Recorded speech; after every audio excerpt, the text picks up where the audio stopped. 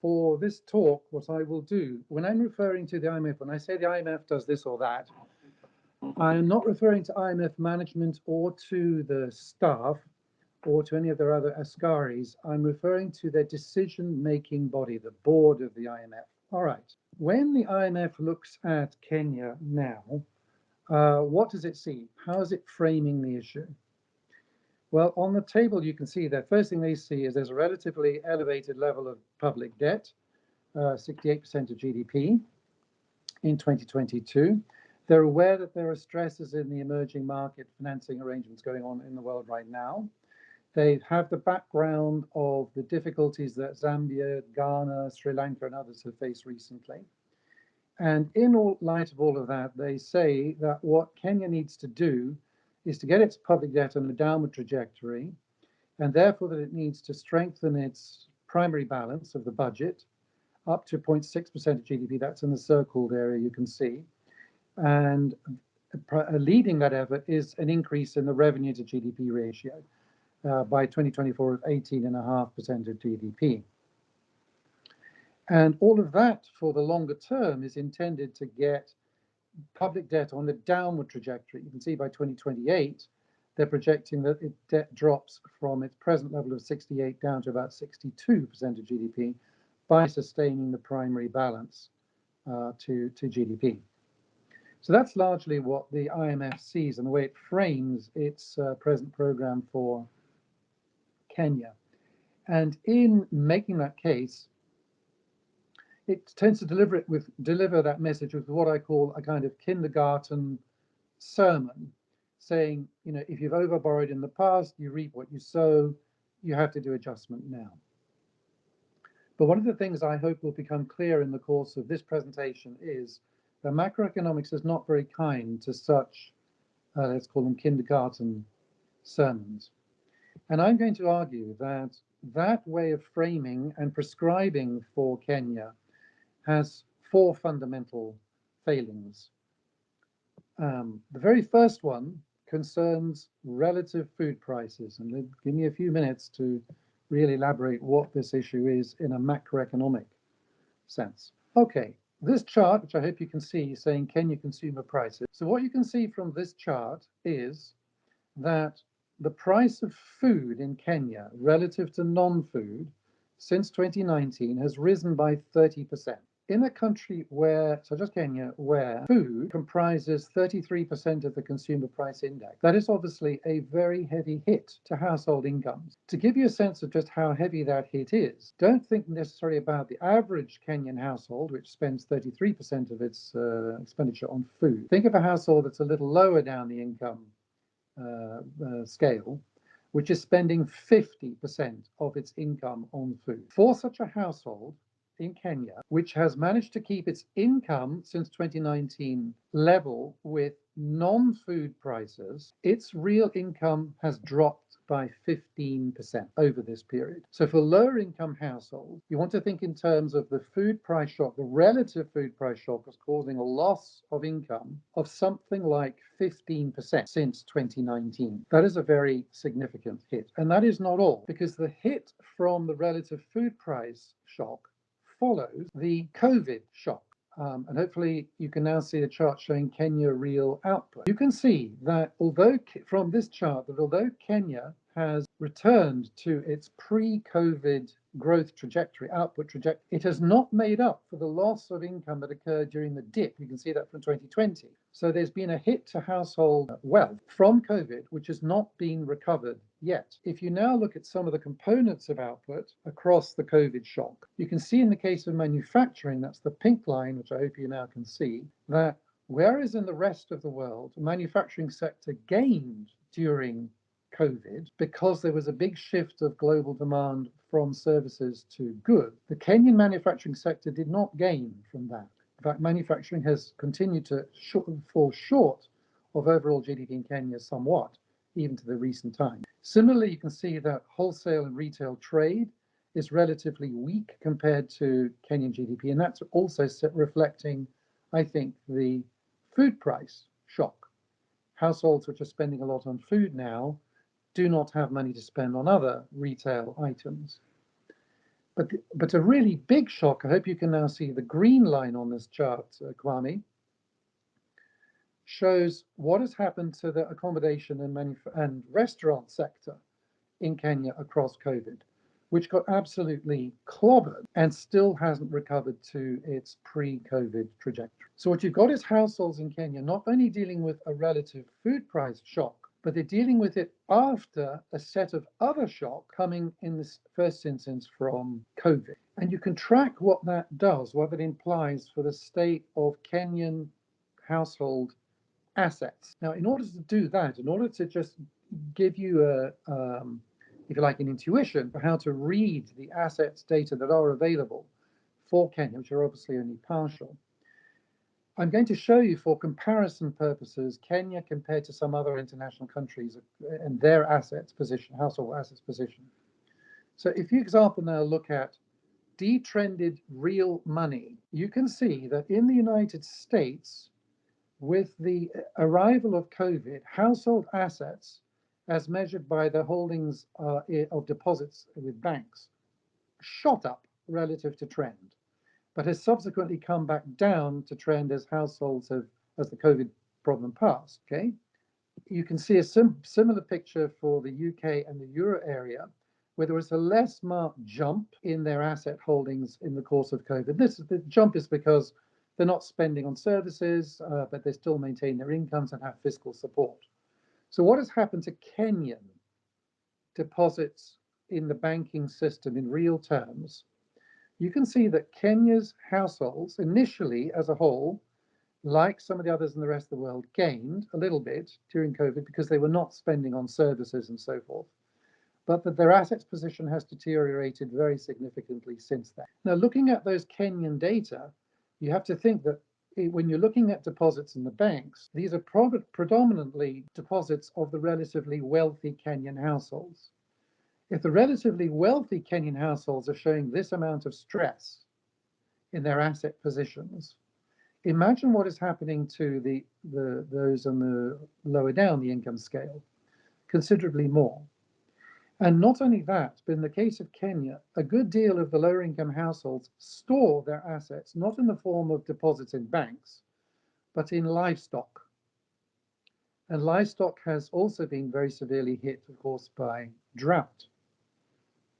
So putting all of these things together to understand what's going on in Kenya, the first message is that the hit to households from relative food prices, jumping by 30%, following the shocks of COVID and drought, mean that the impact on households in Kenya, particularly those in the lower half of the distribution of income, is severe.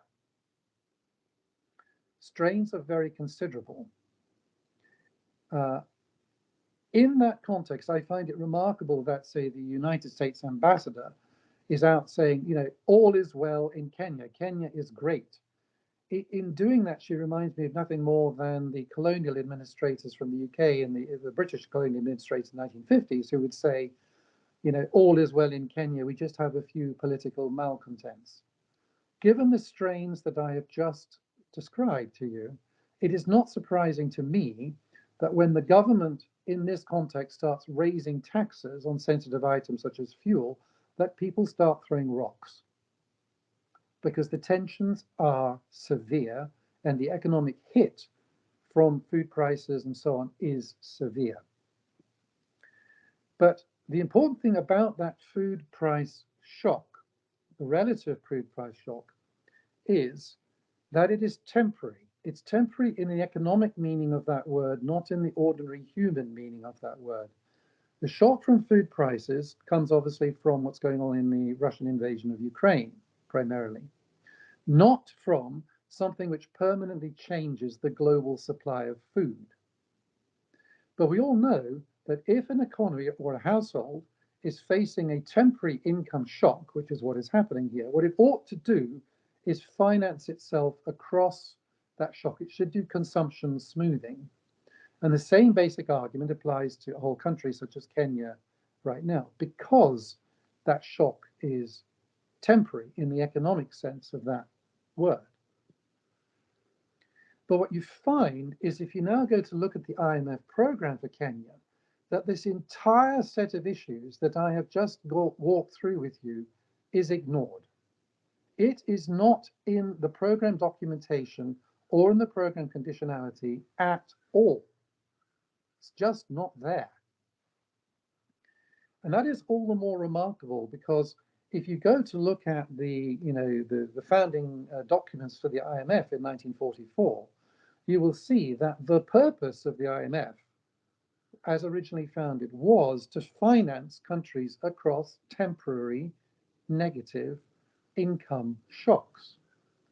So for the IMF program simply to totally ignore all of the information about what is going on in Kenya that I just described is a breach of its founding principles and purpose. Furthermore, there is another way in which, by ignoring the issue, the IMF program makes a core error. This chart, which I hope you can now see in the screen, Kwame, called consumer price inflation. Can you see that chart, Kwame? Yes, it's visible. You can see that consumer price inflation in Kenya for a period in the late 2001 exceeded the target band of the Bank of Kenya. But if you decompose that, you can see that at the point where it breached, the key reason for this breach of the headline inflation target band was, of course, what was going on with food prices. That's the blue line. If you look at non-food prices, they remain throughout within the target band of the Bank of Kenya. So when the IMF program, which it does, includes a requirement for the Bank of Kenya to consult with the IMF when the inflation exceeds its target band, it is defining that requirement on the basis of headline inflation. That's a mistake. It should be defining that consultation requirement on the basis of non-food inflation. And to make that point very clear, let us say that in the coming period, inshallah, the problem in Ukraine resolves, food prices, relative food prices return to normal. That means that the headline inflation rate in Kenya will drop very sharply, but that will understate the underlying monetary and inflation pressures that are going on in Kenya. They would only be correctly measured by what's going on in non-food prices. So the consultation requirement for the Bank of Kenya in the program should be re-specified as depending on what goes on with non-food prices, not on what's going on with headline inflation.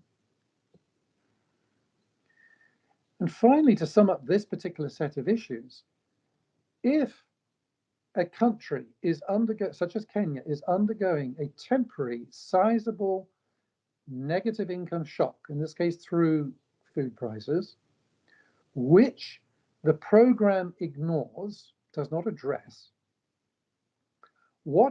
and the reason that the IMF gives for ignoring it is that we have to get down, we have a debt crisis coming in Kenya, this is our urgent priority. That's the way in which they might make the case. The counter argument is that by ignoring the temporary shock in this way, you are producing or allowing social and political pressures to surface and rise, which investors see, and that puts up the risk premium. You cannot advance a long-term aim of getting debt down by ignoring short-term strains, such as those I just described, because those put up the risk premium which Kenya has to pay, which retards its effort to get to debt sustainability. And one very last point about this, when I say that the IMF ought to be financing Kenya across this temporary relative food price shock, do not be distracted by the fact that, in fact, the IMF is financing Kenya at the same time as this negative food price shock. Because if you were to go to any of the lower income households in Kenya and say, have you had any relief from anybody from these food prices? They will give you the short answer, which is no, none. Just because Kenya is financed, the IMF is financing Kenya at the same time, doesn't mean it is addressing the relative food price shock. In fact, it's totally ignoring it. We can discuss in Q&A, if people want, what exactly Kenya could do to address this relative food price shock by way of giving low-income households income support, and how the IMF should finance that in its program. But for the moment, it is not doing so, and that is reflected in elevated risk premia, which Kenya is now paying. The second fundamental failing in the program design for Kenya concerns focus, the focus of the program. Now, I'm just going to show up on the screen very quickly a series of charts, tables, which show what the conditions are that Kenya has to meet under its IMF program. Do not try to read them all. The point is that there is a blizzard of them and that there are far too many of them, and I will elaborate. So hopefully you can see, Kwame, the first table, which is quantitative performance criteria indicative targets. Can you see that table? Yeah, we Kwame. see it. Okay, there's one list of requirements. Here is page 2 of the list of requirements that Kenya has to meet. Here is page 3 of those list of requirements, and we're not done yet. Here is page 4 of them. Now, there is obviously a very large number of these conditions. Failure of Kenya to meet any one of these conditions can stop the disbursements by the IMF to Kenya. Okay, now that is a very serious set of problems. In a general sense, if everything is important under the program, then nothing is important. We haven't prioritized at all. The IMF has not prioritized what Kenya really needs to do. And that is a problem in many ways, but also because the government of Kenya shows, to me anyway, the same problem. It's trying to do too much at once, which runs the risk of the really key things not getting done. But that is not all. Part of the reason why IMF programs are designed the way they are with conditionality is to provide assurance to the borrower, that's to the government of Kenya, that if it fulfills the conditions laid out, it will get the disbursement. Why does that matter? Because during a program, a creditor government, let's say the government in France, could change from a government that is Kenya friendly to a government that is Kenya unfriendly, for reasons unrelated to the program. Kenya needs assurance as borrower that if it meets its conditions as laid out by the IMF, that it will get the associated disbursement, even if one of the creditor governments switches and becomes Kenya unfriendly. The more conditions that you have in a program, this great number, it becomes inevitable that Kenya, making the best possible efforts, some of those conditions will not be met on time. And if you have some conditions met on time, any program review thus becomes a negotiation. And if it becomes a negotiation, a new Kenya unfriendly government can make problems. The more the number of conditions, the less assurance is given to the borrower. It's not only the borrower that loses assurance when you have a huge number of conditions, such as those I've just described, are shown for Kenya. It's also other investors in Kenya, because other investors look at this IMF program, they say, my goodness, look, as the IMF lists them, there are more than 30 conditions attached to disbursements. It's clear that even in the best of the world, Kenya is going to stumble on some of those. Hence, we are not assured, we investors are not assured that the disbursements of the IMF to Kenya will actually happen. And as a result, instead of this program providing assurance to investors that all is well in Kenya, it fails to do so. They don't believe it. That means if you have a program that is that kind of fragility in its design from the sheer number of conditions, such a program is not robust, which means that if there's some new shock that comes along, let's say, I don't know, international oil prices start rising again, or there's an international recession. The program, which is already fragile because it provides little assurance, is also not robust to new shocks which may come along. And that means that investors pricing Kenyan risk will mark Kenyan risk up, even if Kenya is desperately trying to fulfill the specified conditions. And the last point to make about this number of conditions in the Kenyan program is that following a series of failed programs by the IMF in the late 1990s in the Asian crisis, the IMF adopted a rule which said that the presumption in any program would be that no more than 10 conditions would be applied to disbursements in any program.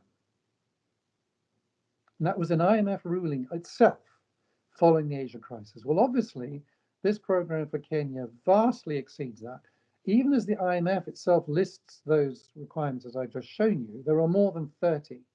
And in fact, that is an understatement of the number of conditions, because a number of those conditions in the IMF program for Kenya are compound conditions. In fact, one of them has 50 components. So if you add it up literally, that's something like 80 conditions in this program for Kenya, which means that, as I say, with the best will in the world, the Kenya government trying desperately to fulfill all of these conditions, it's plainly not going to be able to. There will be some which don't get met on time, which means that the disbursements will not happen, which means that assurance isn't given, which means that risk premia goes up. The third thing, which I will go through much more quickly, the problem with the design of this program for Kenya concerns its handling of warming, global warming. I, as anyone who's followed my work know, regard the problem of global warming as extremely urgent. I have explained my views and my take on it in an earlier webinar that I gave through the Institute of Economic Affairs, and you can refer to that on the Institute's YouTube page if you want to see it.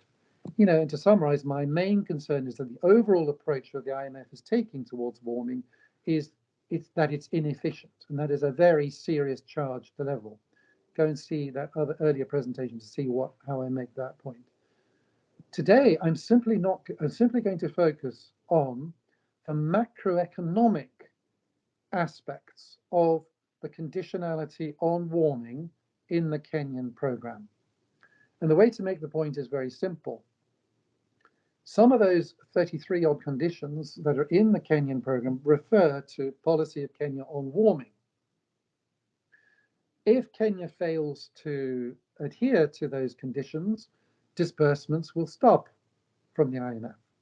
What that means is that disbursements that Kenya needs right now to address a financing problem and a macroeconomic fragility problem Kenya has right now might be stopped out of concern for something which might trouble Kenya 5, 10, 15, 20 years from now. This is making the macroeconomic stability of Kenya a hostage to matters of distant fortune. That is a setup which makes no sense.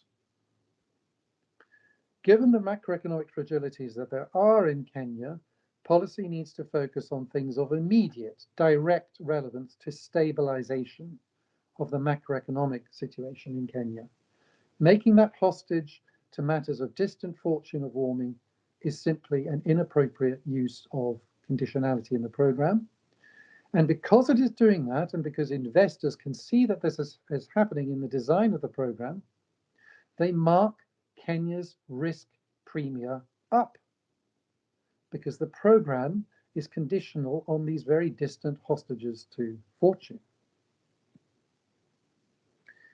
And the last set of issues that I want to raise as fundamental failings in the design of the program for Kenya concern its fiscal anchors. And allow me just to develop this in a few minutes. You will remember that from the initial chart that I showed you, that the anchor of the IMF program is a target for the budget primary surplus for Kenya of 0.8% of GDP in 2028. All the tax increases that you've currently had to go through, the fuel, the housing levy, and the various other things that have been done, are justified by need to hit that target, 0.8% of GDP in 2028. So that is a very crucial number. The question to be asked is it the right number? Is that what Kenya ought to be targeting as its medium-term goal for the primary surplus of the budget? In order to answer that question, the way to do that is to say, well, let's look at Kenya's peers in the world. That's Kenya's GDP per capita peers in the world. And we look at the best performing of Kenya's peers. And we say, well, over recent history, what have the best performing countries amongst Kenya's peers been delivering by way of their primary budget balances? And we compare the target for Kenya with what the best peers have done. So this table, which you can see that the peers, best performing peers for Kenya over the past 30 years, there's a set of 4 countries at the top which have a GDP per capita a little bit above Kenya, set of 4 countries which have a little bit of GDP per capita a little below Kenya, averaging an income of $3,900 per person, is roughly the same as that for Kenya. So the peer group is a matching, balanced peer group for Kenya. So what have those peers been achieving in the past 30 years by way of annual and average real per capita income growth? They've been growing at about 4.5% per year. So that's what best performing countries in Kenya's GDP per capita neighborhood have been doing. And comparatively speaking, Kenya has performed relatively poorly. It's only growing at 0.8% per annum over the same 30-year period, a shortfall of about 4 percentage points per year, a significant shortfall. Now, according to that kindergarten sermon I mentioned at the beginning about fiscal profligacy, I presume most of you now think, well, there it is. The reason why Kenya has fallen short is because it has had this fiscal profligacy problem. Well, let's see what the numbers say. Over that 30-year period, the average primary balance of the best performing peers was a deficit of 2% of GDP. Over that same period, Kenya had a surplus that was tighter, 1.5 percentage points of GDP, tighter than its best performing peers. So what's going on is not in Kenya a long history of fiscal profligacy. In fact, it's possibly the reverse. Kenya has been underspending on goods which are required for public goods which are required for growth, be it health, be it education, be it infrastructure, and so on, relative to its best performing country peers. And what we see in the program target that you have under the IMF is this target of 0.8% of GDP, which again is considerably tighter than the record of the best performing peers of yours by almost 3 percentage points of GDP, too tight. That is not only remarkable in itself, but the IMF is very clearly in Kenya recommending a primary balance target which is not best practice according to the record.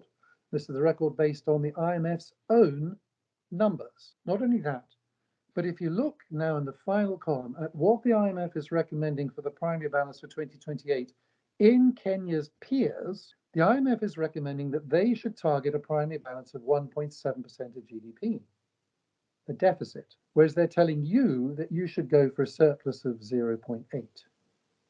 That is a gap of 2.5 percentage points of GDP, too tight. In other words, this evidence says that the core anchor primary balance target number in the Kenyan program is between 2.5 and 3 percentage points of GDP, too tight.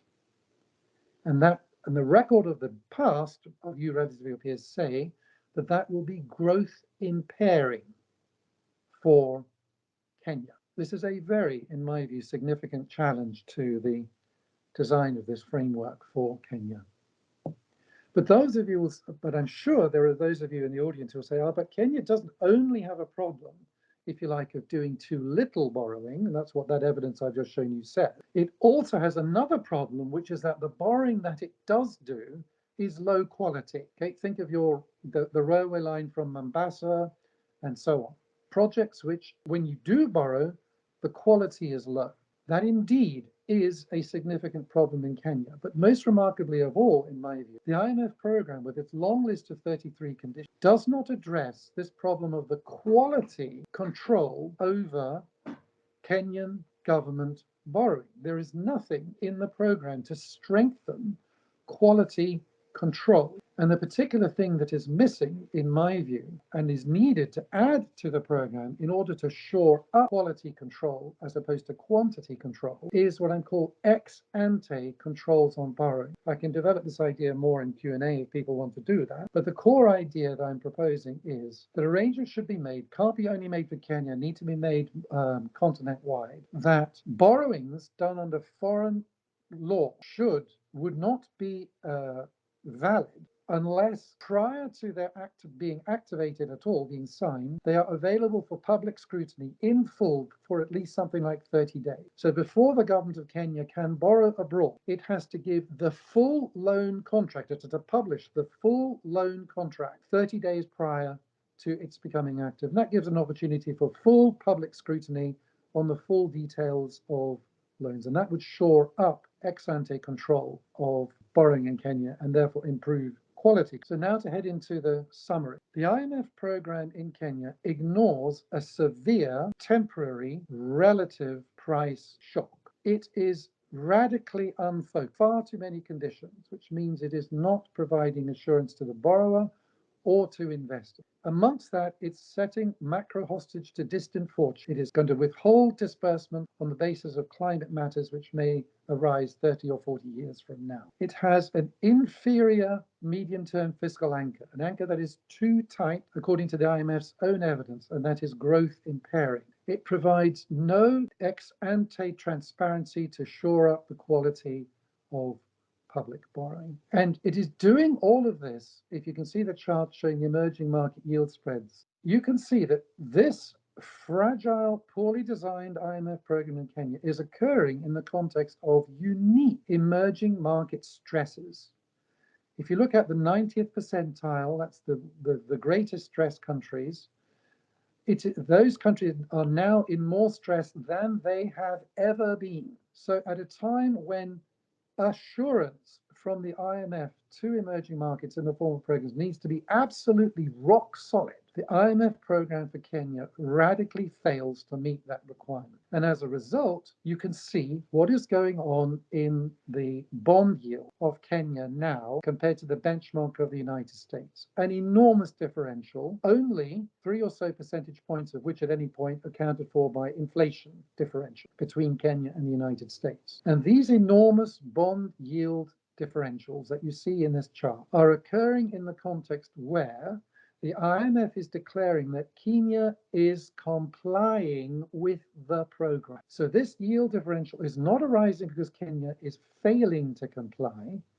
It's arising in the context where Kenya is complying. This is very firm evidence that the financial markets are taking very little comfort from the IMF program in Kenya. And given the critique that I have just laid out of that IMF program, it is not at all surprising to me that all investors are very skeptical about this IMF program. And the last thing that I want to say about this program, which is designed for the reasons I've given so poorly, is that because it leaves the macroeconomic situation of Kenya in such a fragile state, that compromises a strategic presidential priority. Your president has announced many times that he wants, during his time in office, to change the axis on which Kenyan politics turn from what it has in the past to being in the future where parties will differ with each other on the basis of political and economic philosophy. That agenda is at risk from a program that is as poorly designed as that is one for Kenya, because such a poorly designed program leaves core macro fragilities unaddressed. And if those macro fragilities are unaddressed, then economic crisis is certainly a very real risk. And in that context, the presidential goal of resetting the political axis on which Kenya turns is put at risk. This program has fundamental failings. It should be redesigned immediately. Thank you. Thanks, Peter. We'll have a moment to ask questions from the audience, but I'll try and summarize with 4 things. You said 4 things. The first, basically, what we're discussing today is basically what does the IMF program mean, and is it set to Kenya's realities? So the first thing that Peter says is that the relative food prices, especially lower income households because of COVID, an inadequate government fiscal response, stimulus response, have been left with low incomes, but at the same time that we've had pressures that have squeezed their incomes, both in terms of affordability of food, and at the same time, obviously, inflation. Income in real terms has gone down, and inflation. I had Peter mention a number of 15%. I think we should bear that in mind. So that's why, and this has hit the household wealth from COVID-19. And in your view, that's a temporary, sizable income shock, which required a different fiscal response.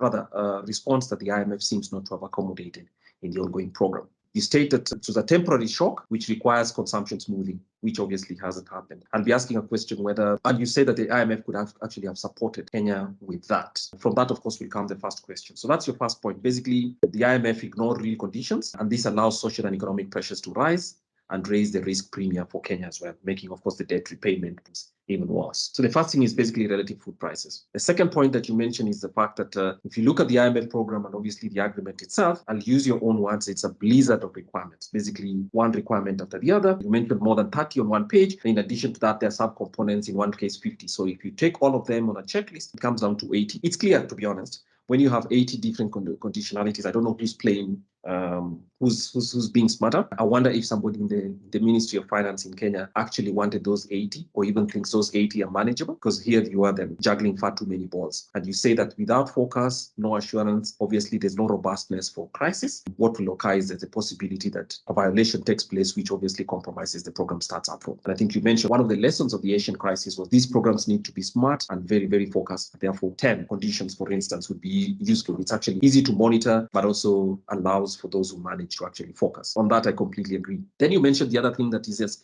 in addition to this, Kenya's program has a warming requirement. In my view, it shows the alacrity of many African countries, Kenya among them, to commit to very strict warming responses for decarbonization and warming. And you're saying that it's inefficient for reasons that are obvious. And I think we'd had this discussion with Peter about a month and a bit ago. Please look at it. It's available on IEA's YouTube account. We'll provide a link to this right after this. But I agree with you, it's very, very inefficient. And again, it actually diverts policy focus away from managing the immediate stressors, and it gives Kenya this opportunity for worker mode. You're trying to do so many things with one program. The more complex policies and programs are, the higher the likelihood that they'll fail once again. And then you mentioned the fourth item, which is basically Kenya's fiscal anchors, which was part of the most surprising for me, but also most interesting. I think it would require interrogation, and perhaps, Peter, in the future, we should actually just discuss those against which are Kenya's proper peers, because it taught me 2 things. One of those is Kenya needs to choose its peers properly. And the second one is how the primary balance targets. You are stating that Kenya seems not to have had a problem with too much borrowing. As a Kenyan citizen and a taxpayer, I bite my tongue at that. But the one thing that you say, which we all completely agree with, is it might not just be the problem about how much money Kenya was borrowing, but actually the quality of borrowing. And that I completely agree with. Statement, you're saying that IMF is proposing a primary balance target that is consistent with Kenya's peers, suggesting that Kenya actually has more scope and is being put in a straitjacket that is far too tight for the circumstances that would be necessary. And obviously, and it's therefore impairing. And you mentioned the question that low quality borrowing is a significant problem for Kenya. And then you mentioned that one of the ways to fix this is basically to talk about the ex-ante controls, something that we at the Institute of Economic Affairs think is very essential. And we are glad that you're mentioning transparency on its own. I think we've had a tendency in this country for people to be cynical about transparency, that what do people know? But the idea that government should contract debt or that debt procurement requires some tactic that requires less knowledge by the public, while everybody else who's buying sovereign debt, especially for the private debt, is an idea that needs to be, and it should be the lesson of Kenya's financial crisis, fiscal crisis actually, that secrecy does not help, because regardless of the secrecy now, the debt owner has come calling and is asking for huge sums, regardless of whether citizens or even parliament was aware of. And then you mentioned the final one is basically, if you look at the combination of all these 4 factors, they threaten the macroeconomic space and actually one of the declared political and economic objectives of the presidency, who needs as much luck as if he should, regardless of the fact that, of course, they're also responsible. They are co-governors in the last administration. But I agree, good facts on the other side. I think that, yes, if this goes wrong, they'll find themselves, even the political objectives that they had, undermined. So, Peter, I have two questions before I open up to everybody. One of those was related to the first thing about the relative food prices at the CPI. We track the CPI as well, very much in Kenya as well. So I'll ask a question that's related to very, very directly something that you intimated you'd answer if a question comes off the floor. So I'll ask it.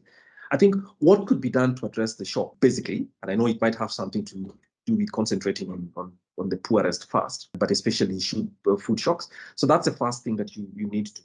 The second question is just off-field, which is a question of opinion, but actually you could preface it with professional judgment about what it tells you.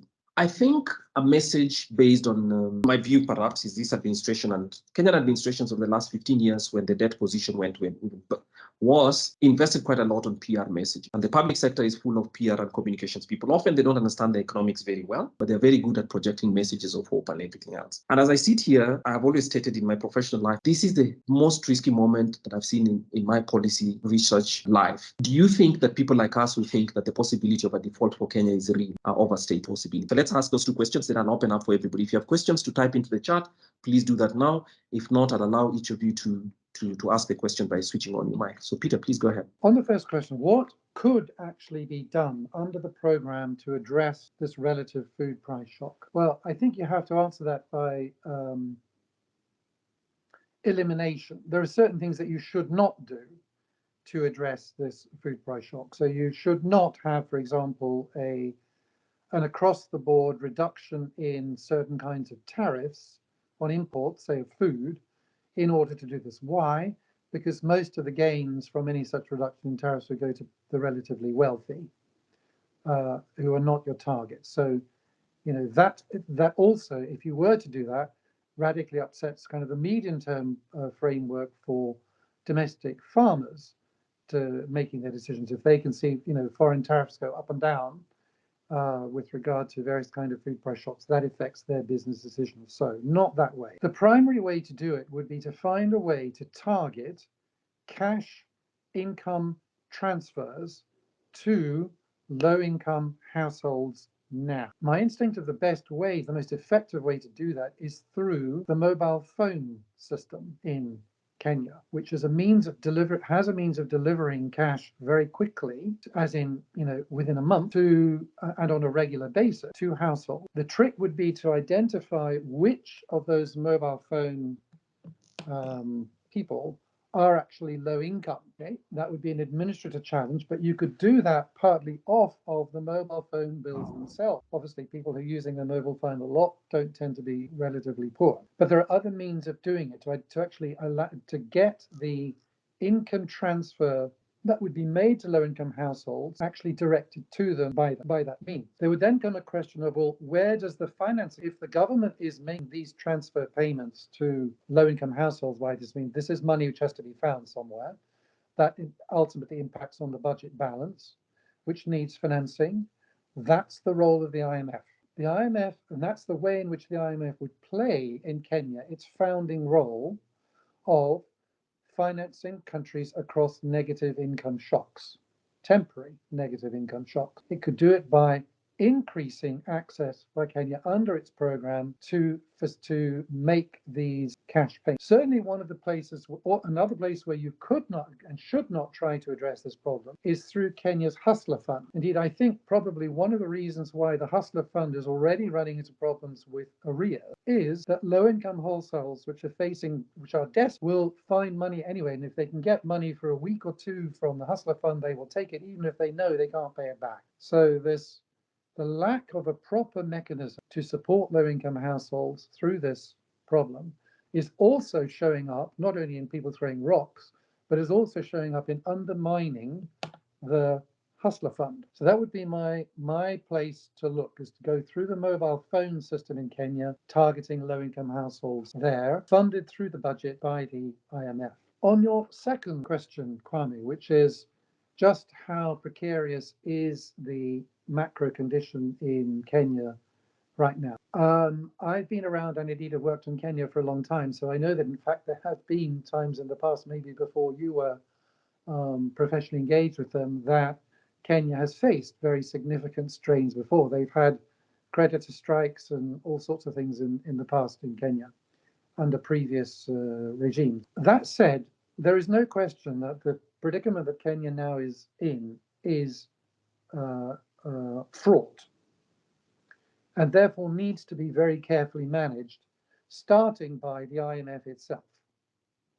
And as I've argued, the IMF is not handling this fraught situation with particular care and consideration. I outlined 4 ways in which the program needs to be considerably redesigned in order to minimize that problem.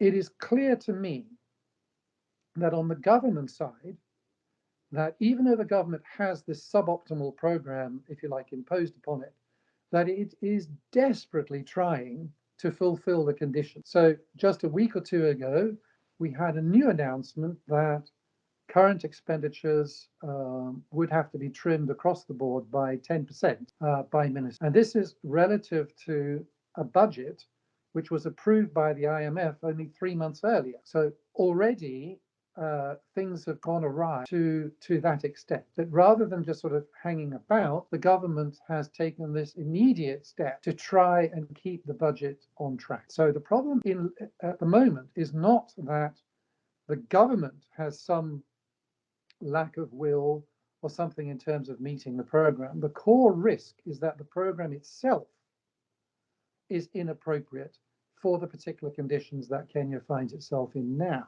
To answer your question concretely, are you, Kwame, overstating the risk of a default?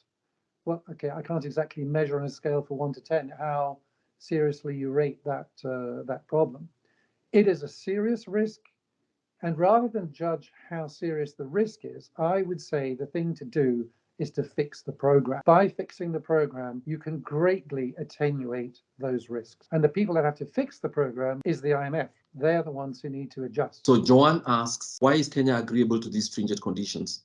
Doesn't she have a say? In other words, why would somebody from authorities, as the document states, accept a document that requires you at the greatest moment of risk to have to manage 80 different indicators, one way conditions, one way or the other? What's your response? Okay, Joanne, that is an extremely important question. So I'm going to try and answer it as carefully as I can. Kenya does have a say, but in the present macro conditions in which this government finds itself, the one that was recently elected, the options available to Kenya to finance itself from places outside the IMF are very few. Debt is high, emerging market stresses are high, global interest rates have risen significantly, which means that other creditors, aside from the IMF, are reluctant to finance Kenya now. That means to say that Kenya has relatively little option to turn to somebody else aside from the IMF to finance them. Think of the IMF as now being, if you like, a lender of last resort for Kenya. So there is not much alternative to Kenya right now. Nonetheless, Kenya does have some ability to make its position and its complaints about the specific conditions imposed by the IMF known to the IMF. As I've looked through the program documentation from the IMF staff, where they have various occasions to report what the Kenyan authorities are saying and what the authorities' opinion actually is on various topics, I do not see reported there that the Kenyan government have made any of the points that I have just outlined. That doesn't mean to say that the Kenyan government has not made these arguments. I'm saying that the IMF staff have not reported that the Kenyan government has made these arguments. I myself have no direct access into the Kenyan government. I don't know what they may or may not have said behind closed doors to the IMF about all of this. But certainly amongst the list of 4 items that I highlighted today, there are things which the Kenyan authorities could make very strongly to the IMF, because their purpose is not to weaken the whole thing and make the whole thing sort of nonsensical and be irresponsible. It's a way, their argument is this would be how to make the program more robust, more able to weather the difficult conditions in global markets through which it has to traverse. But I want to make one final point to you, Joanne, which is that you can think of this argument, what arguments could Kenya make as being made by the government of Kenya to the IMF mission, which is arriving in Nairobi this week, to the actual officials. That's one level at which these arguments could be made. However, there is another completely different level at which they could, and I would argue should be. I said right at the beginning that when I said the IMF does this and that, I was referring to its executive board, not to its officials and other people. And the executive board is composed of the major governments of the world, led by President Biden.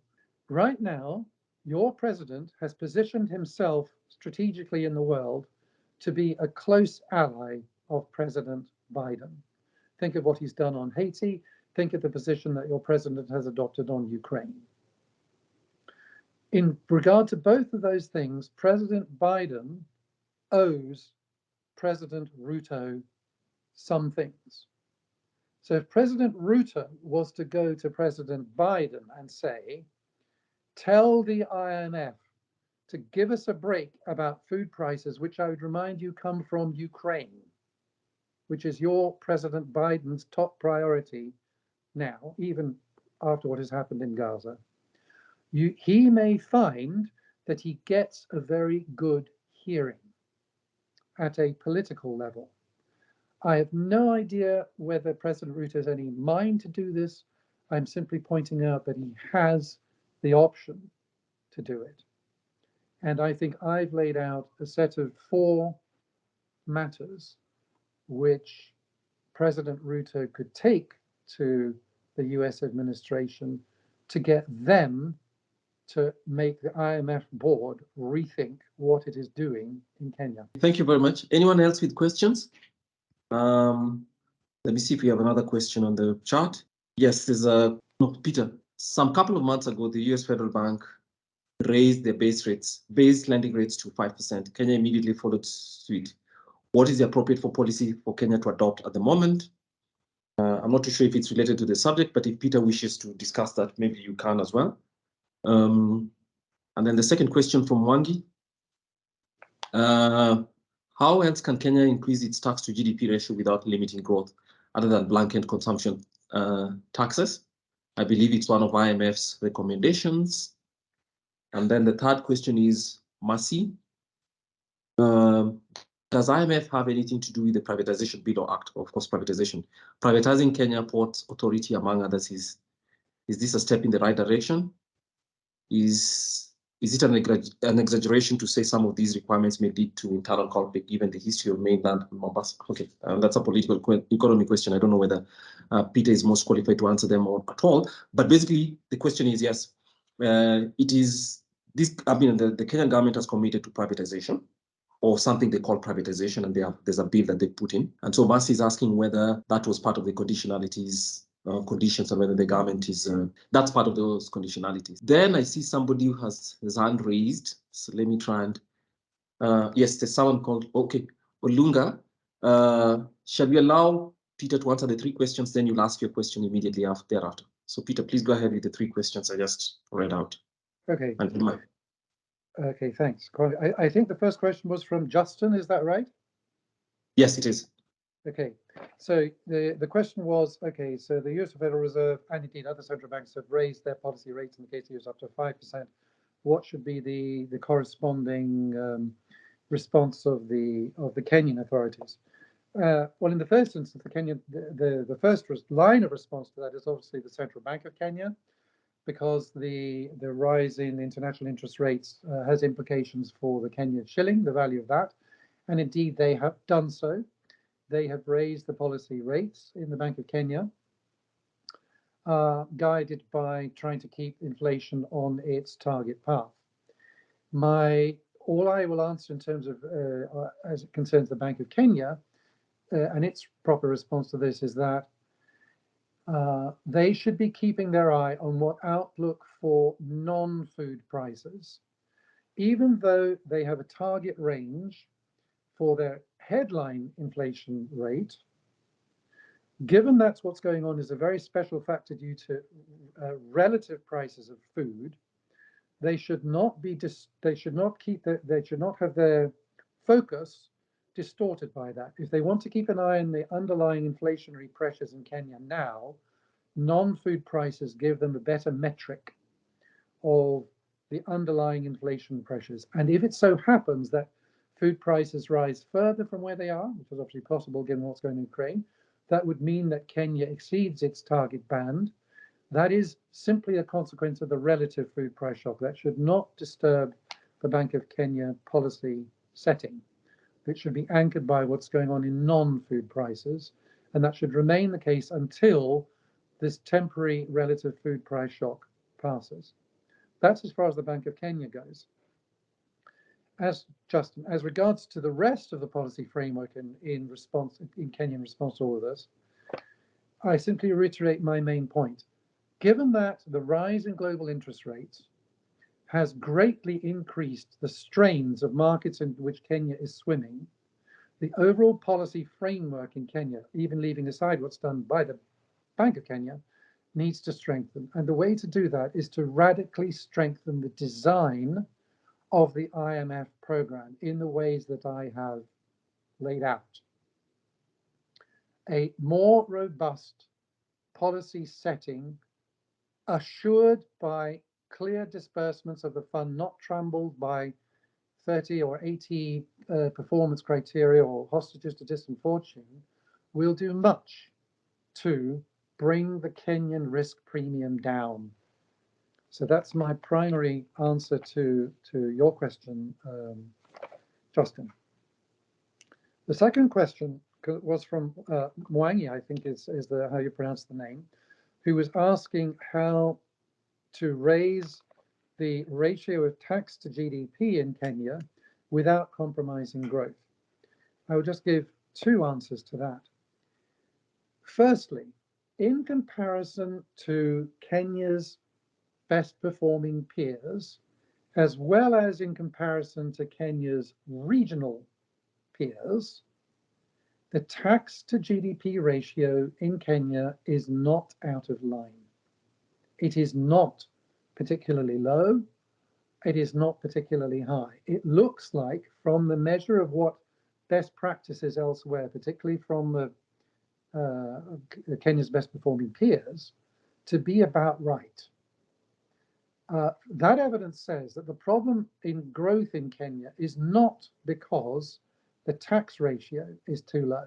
In fact, it's probably about right where it is. Therefore, if you're going to look at strengthening Kenya's growth prospects, and you remember from the chart I showed you that Kenya's been growing far slower than its GDP per capita peers, best performing peers has been doing, you have to look at policies elsewhere to strengthen, rather than changes in the tax ratio. So a key one I pointed to is in regard to the quality of borrowing. If you increase controls on the quality of borrowing, you can do more borrowing. And the evidence from the primary balance comparison that I showed is that that's something that Kenya needs to do. But it can only do that if it shores up its controls over the quality of borrowing. So I think Kenya really has to look elsewhere. And another factor I would just mention briefly in passing is that you may remember in my talk, I pointed out in regard to manufacturing in Kenya, that manufacturing had not benefited particularly during the COVID crisis, even though global demand during COVID shifted very sharply from services into goods. That is indicative of quite severe structural problems facing the manufacturing sector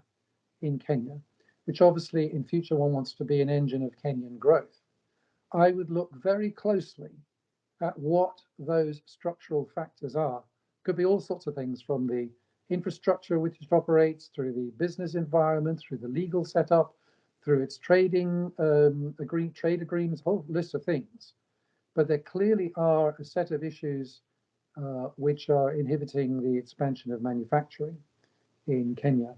And I would look to that set of issues rather than looking to how to raise tax ratios in Kenya as a solution to its to get its Kenyan growth up. The last question, which was asked by these three by Massey, concerned the privatization agenda. And most certainly the IMF is very keen on privatization. and you can think of this in the present position in Kenya in two ways.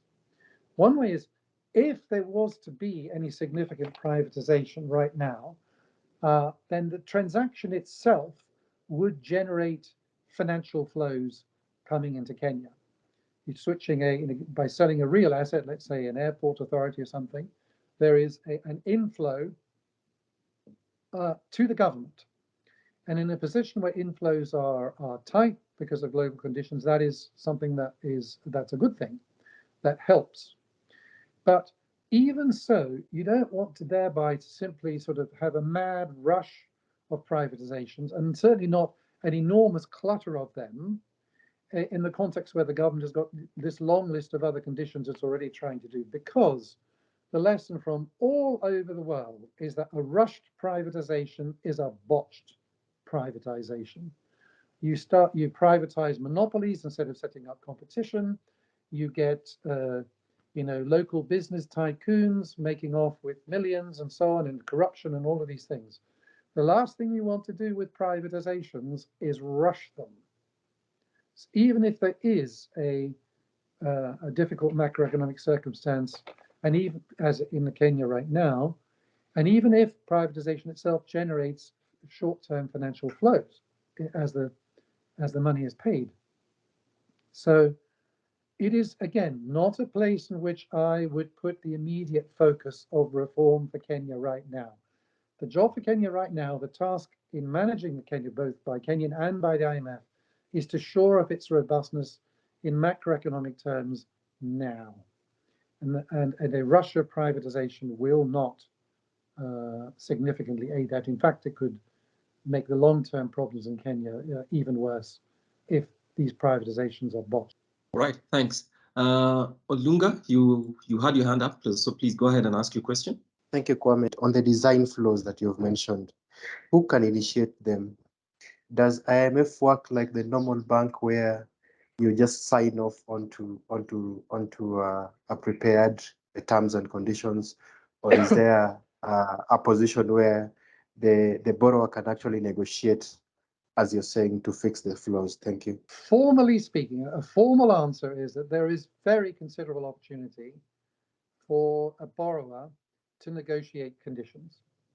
So, one of the things that the IMF says, and it is actually true, is that as an organization, it is in continuous discussion with all of its members, including in Kenya, whether there's a program or whether there isn't. There is a continuous dialogue going on, month after month, year after year, about the problems in the country and the solutions and so on.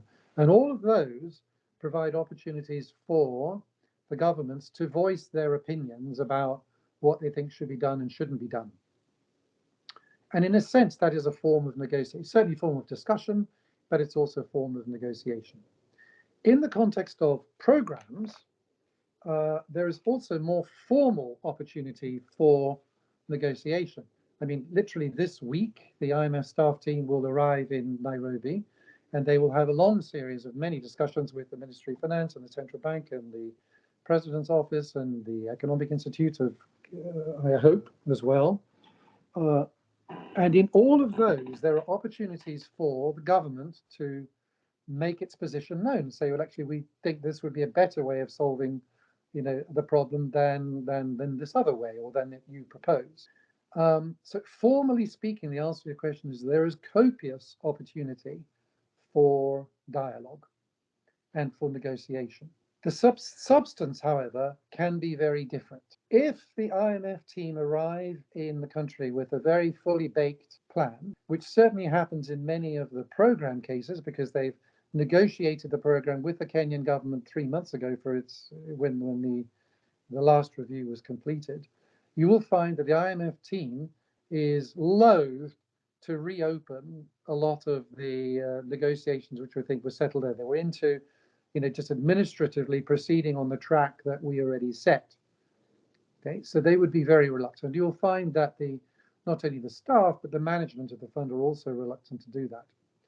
But in that regard, let me tell you another very useful piece of economic history of the IMF, which should inform how the Kenyan government approaches this question right now. I mentioned earlier the case of the Asian crisis programs in the 1990s. When those programs, particularly one for Thailand, was initiated, the staff came forward with its brutal fiscal consolidation requirements, brutal fiscal adjustment, not only for Thailand, but also for the other countries in the region. And that was, if you like, their best guess about what would solve that problem in East Asia then. However, within about 3 months, it was obvious that this remedy was failing because, again, the Asian governments were desperately trying to do the consolidation, but rather than that restoring investor confidence and putting an end to the problem, it was making the problem worse. So instead of, at that time, the IMF staff team 3 months later coming in and just carrying on the same track, under the very forceful intellectual leadership of their then first deputy managing director, who was Stan Fisher, who I point out is born and raised in Africa, the IMF completely changed tack and said, actually, our initial remedy that we thought was going to work is clearly not working, and we need to change the remedy. And they did. That earlier, instruction that all these countries should have the big fiscal consolidation was withdrawn. Various other measures were put in place to stabilize the whole problem, and it worked. So there has been, in the past, a major case where the IMF, having started its programs down one track, changed course midway through in recognition that its prescriptions were simply being overtaken by events, were not working. That is rare. I mean, I'm familiar with the funder for many years, and I'm very hard pressed to come up with another case where that has happened. And instead, I can find lots of other cases where the IMF persisted with wrong prescription. But it has happened before. And certainly one of the ways in which the negotiation might be effective in Kenya, as I mentioned, is if it is elevated to the point not where the Ministry of Finance is negotiating with the IMF mission chief, staff mission chief in Kenya, but where President Ruto is negotiating with President Biden, is to take the issue to a completely different level and negotiate there to press for a change. Knowing the institution of the IMF as I do, without that, I think it's extremely unlikely that the staff are going to change their view, notwithstanding the weight of the evidence against their prescriptions, which I have outlined today. I was hoping somebody was going to ask, how exactly do you strengthen ex ante control on government borrowing? How exactly do you do that? Because I think it is a central part of resolving Kenya's conundrum right now. One of the ways that some governments try to do this is they say that any new government borrowing has to be approved by Parliament. So it's a parliamentary approval process. But in many cases, that tends to be a rather weak ex ante conditionality because parliaments are relatively subservient institutions, and there is no specification on exactly how much information about the loan should be given to such a parliament before it approves whatever it approves, nor indeed on how much time should elapse between the submission of the loan for approval and the parliamentary approval thereof. It could be done in a day, in which case, this form of ex ante conditionality is not particularly effective. There's another kind of impediment, another challenge to overcome here, which is that foreign loans from foreign entities, are governed by foreign law. So most of the foreign borrowing done by Kenya, I presume, is actually governed by UK law. It's issued under the UK legal authority, which means that if you're going to set ex ante conditionality in any form, it has to be in a form that will be recognized by the UK courts, because that is where any issues of insolvency and rescheduling and so on eventually end up, given that it's under UK law that these things have been settled. So the right place to settle this is not, so to speak, in domestic law. The Kenyan government can't just unilaterally say, well, we've got this form of ex ante conditionality which we want to impose. It's only effective if that form of conditionality gets respected by the UK courts. So the question comes, how do you get the UK courts to respect ex-ante conditionality requirements that African governments want to impose. And here, I think there is an absolutely central role for the IMF. The IMF should, in my view, adopt as a core program to strengthen economic governance in Africa as a whole by proposing that for Africa as a whole, a form of ex-ante conditionality, which I will lay out in a minute, should become the international standard. And by making it the international standard, you force it into the UK court system. Because the UK court system can't just, oh, this is some special detailed requirement of Rwanda or some special detailed requirement of Eswatini. Who knows about this? You know, we just go on based on prior UK precedent. They will dismiss individual country arrangements on the basis that, you know, no ordinary foreign investor can possibly hope to know all the details of Eswatini law or Rwanda law or whatever it is. Okay, there has to be an international standard set, certainly continent-wide, in order to force it into UK courts. And the particular standard that I would advocate is one which says that unless the full legal documentation of a new loan issued under non-Kenyan law has to be submitted and tabled to the Parliament of Kenya at least 30 working days before its approval. If that term is not met, the loan itself is not valid and therefore will not be enforced in UK courts. That discipline deals with a whole range of potential creditors who want non-transparency, because they now know that they don't have any legal protection. And that law, that arrangement, would have to be supplemented by saying, and any side letters, any MOUs, which are attached to this law, also have to be tabled 30 working days in advance in a parliament in order to be valid and enforced in a UK court. You force wholesale ex-ante transparency. The only exception that I would recommend for this is IMF standby arrangements. Any borrowing from the IMF, which is anything else, an extended facility, a climate facility, all the rest of it, would be subject to the same requirement. You make the exception only for IMF standby arrangements because those are, in the strictest speaking of the word, emergency loans. Those, quite often, when they are made, need to be made and issued extremely quickly. You have a major economic crisis going on. It needs immediate stabilization. So the standby needs to be in place very quickly to help resolve. And that was the case, for example, in the Asian crisis.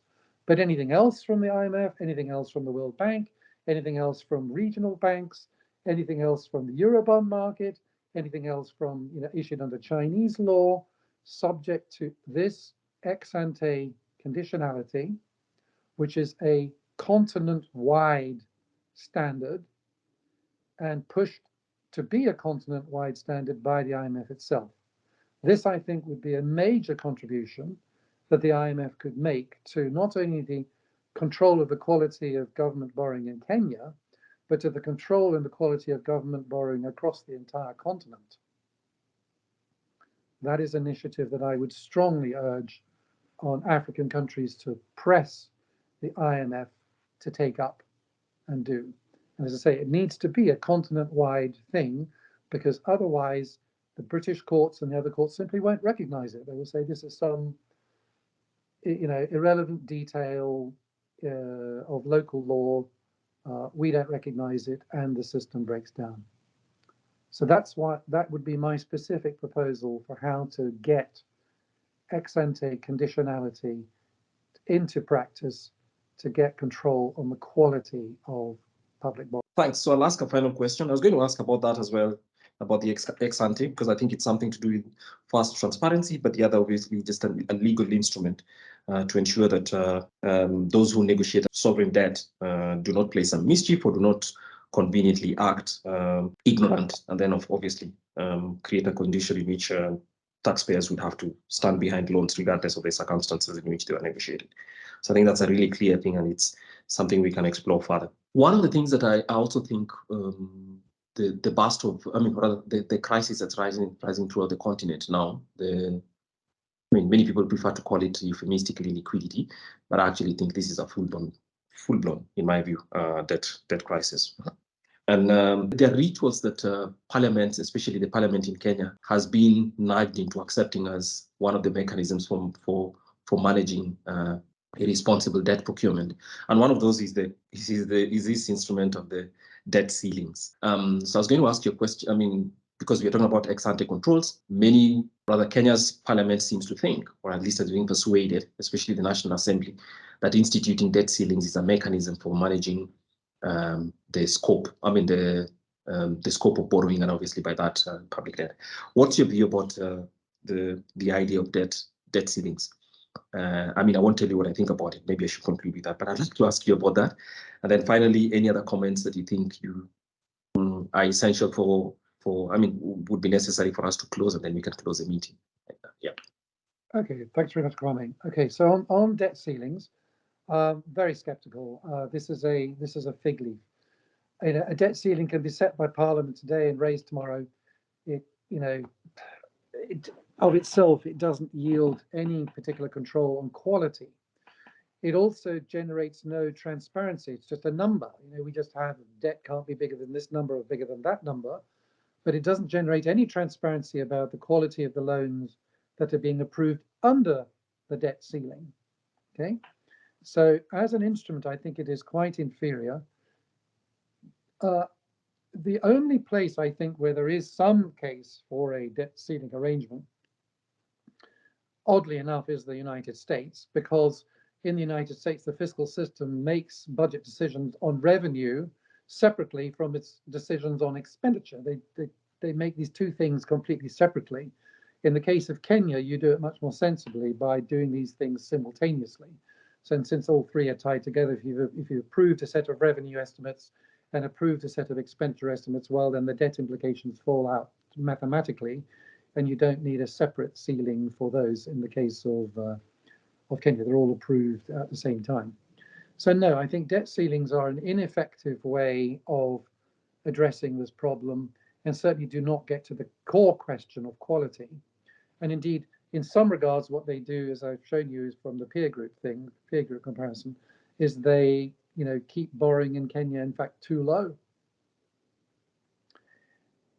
In that regard, I want to say a few words about that peer group comparison, which I know drew your attention, Kwame, and which I think will have come as a considerable surprise to Kenyans who are so used to hearing this, what I dismissed as a kindergarten sermon about too much borrowing. Kenya, and indeed all countries, when comparing themselves to peers and learning from peers, should be comparing to GDP per capita peers, not to regional peers. Countries in your neighborhood can have all sorts of different circumstances, including quite different GDP per capita.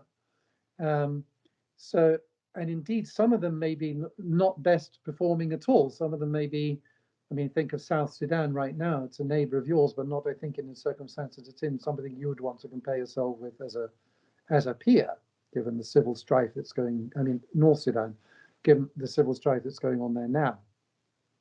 Apologies. So when you look at the a correctly specified peer group for Kenya, it includes countries which Kenyans are not used to thinking about themselves in comparison with.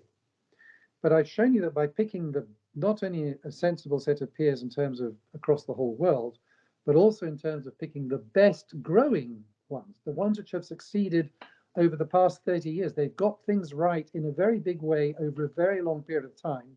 Those are the places from which you want to draw lessons. Having shown that those best peers, your best peers, are running fiscal positions that involve larger primary deficits than yours, that does not mean to say that what Kenya should do is rush out now and run a bigger deficit. to match what its peers are doing, because the fiscal position is only one element of the policy framework in your peers which is producing those good results. What Kenya should be trying to do is emulate the full package of things which its peers are doing and which are proving successful over the long run. And that also should be the way in which the IMF sets about designing conditionality on Kenya. It should be matched, saying, well, we know from Kenya's best performing peers that the basic policy framework that works, because it has 30 years track record of doing so, is the following, and use that as the standard against which to propose reforms in Kenya. You cannot simply isolate the primary balance number and then leave the rest of the situation in Kenya as is. That's not a sensible way of proceeding. But as part of a comprehensive, but you can tell from the exercise that I just shown you that what is being proposed for Kenya on the primary is not best practice and is in fact, it's very considerably deviant from best practice. And as a result, that misspecification of the primary, along with other problems in the policy framework in Kenya, is going to leave Kenya growth retarded under its IMF program. So I hope that clarifies how to use this best peer framework correctly in the case of Kenya right now. Yeah, it does. And I apologize, Peter, that there was a question that I did not see. So someone called Abdi Rahman asks thanks you for the presentation and discussion. And then he says, in view of the concerns around the primary balance compared to Kenya's peers average, please comment on the possibility of default versus the current pathways, taking into account the case of Zambia. And then he concludes with, can Kenya afford the default option? That's easy to answer, but yes, go ahead, Peter. Okay, Kwame, you mentioned in passing that maybe this requires a separate discussion, and maybe it does, but I'll try and summarize things very briefly. Obviously, what the question is getting at is, if we loosen the primary balance target for Kenya now, does that not mean we have more debt? And if we have more debt, does that not increase the possibility of default right now? That's the premise of the question, all right? And in that sense, it's a perfectly coherent question to pose. I would reiterate that if on those grounds you continue to ignore a temporary relative price shock, that drives up the risk premium, which increases the probability of default. I'm just reiterating this counter-intuition that you don't only reduce the probability of default by running a tight primary. You also reduce the probability of default by addressing actual economic problems that there are. In this case, a short-term, a temporary, serious relative crude price shock. The second point that I would make is that there is very good evidence now of countries which have tried to avoid default by running very tight primaries over a very, very long period of time. The defining case of this in the world is Jamaica. Jamaica has run primary budget surpluses of between +5 and +10% of GDP for 30 years in a desperate attempt to avoid default. And as a result of this quite extraordinary set of primary surpluses, Jamaica has completely stagnated over 30 years. It has completely, you can indeed avoid default by killing growth, which is what has happened to Jamaica and a whole long series of IMF programs, including an IMF program in Jamaica that's going on right now. You can see the same pattern in a bunch of the HIPC countries in Africa on a less severe scale than Jamaica, but where they've also had to run primary surpluses too tight which have been growth impairing there. And I've shown you from the numbers that indeed Kenya is in the same kind of boat by running these primary surpluses over the past 30 years, which have been too tight relative to best performing peers. Kenya's growth has underperformed, just as it has in Jamaica. A country which is systematically growing below growth potential is a country that is ready to explode. And therefore, a country which is ready to explode is a country which is in danger of defaulting. Okay? So once again, this notion that you can simply avoid default by driving up the primary budget surplus is simply not correct. You raise the risk premia by ignoring actual problems that are there, and by attenuating the growth potential and failing to deliver it, you stoke up really severe political and social tensions in a country that should be growing and isn't over a long period of time. What is required in order to undo this conundrum is a much more effective way of resolving sovereign insolvency than is presently being run by the IMF. Bear in mind what I say, the IMF is its executive board, right? In particular, the kinds of reforms which the IMF board are now considering to try and strengthen it do very little to address the problem the conundrum that I just mentioned. They are very much focused on ex post transparency, whereas I've argued what's required is ex ante transparency. So I think they're focusing in the wrong place there. They're also very much focusing on trying to find administrative ways to get all of the various creditors to talk to each other and to coordinate various kinds of debt reduction. What they are not doing is establishing any kind of benchmark to determine what the right level of debt reduction is in any individual case. This second agenda is what is informed by my peer group comparison, but it's not there. So there is clearly need at global level, and that means at the IMF level, to radically change the direction of reform of sovereign insolvency procedures in order to resolve this conundrum that Kenya and many other countries are in. If they want to avoid default, they feel immediate pressure to raise their primary balance. But if they do that, they then run into all these other problems, and that apparent solution fails. The solution to all of this is a much more effective regime of sovereign insolvency to be run by the IMF, anchored by the kind of peer group comparison determination of what the right primary balance target should be.